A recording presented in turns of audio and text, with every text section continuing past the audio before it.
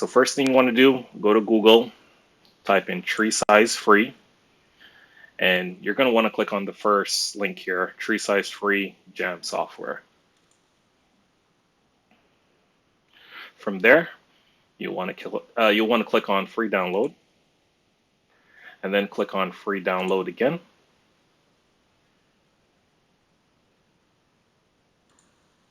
For the selection, you'll want to go with the first option, TreeSize free setup.exe, and then click on download.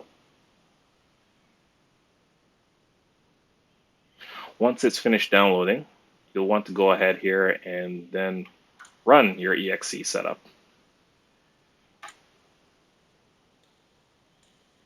So this is the setup process now. Go ahead and select whatever language you want, then click OK. On the license agreement page, go ahead and click this first option, I accept the agreement, and then click Next. You want to leave the defaults here. This is just where software is going to be installed on your machine. Then go ahead and click Next. And then from here, I'm going to want to click this first option, Create a Desktop Shortcut. And I'm going to want to do that for all users. Go ahead and click Next now.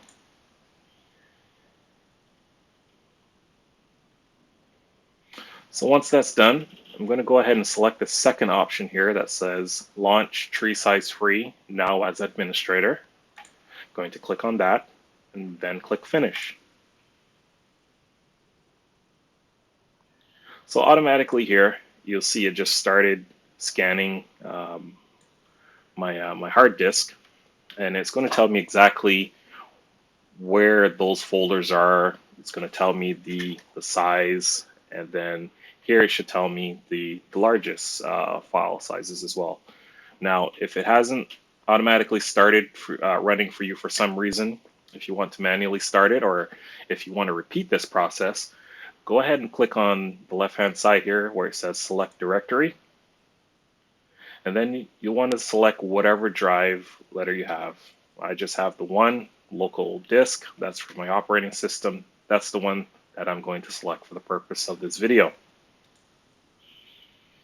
So now it's just doing the scan all over again.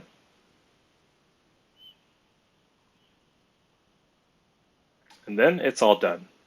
So see here, it highlighted 3 folders here in bold. These are the ones that are overall taking up the most space. So I have the first option, Program Files and Windows. Usually, as a best practice, you'll want to stay away from these first 2. They're for your operating system. I usually don't play around with it, so just leave those alone and then go to the next one. You see here I have camera pictures. I have a bunch of videos. It tells you the exact location, so that's my C drive, and then camera pictures. And then from here, you can go ahead and delete whatever files you need. It's super easy. So, yep, that's pretty much it. Super simple.